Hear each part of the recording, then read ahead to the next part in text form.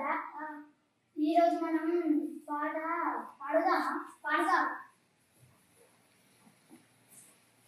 నా పేరు దీక్షిత్, నేను 6వ తరగతి చదువుతున్నాను. నా పేరు వేణుల విహాన్, 6వ తరగతి చదువుతున్నాను. నా పేరు కైన్ సైదుది, నేను 6వ తరగతి చదువుతున్నాను.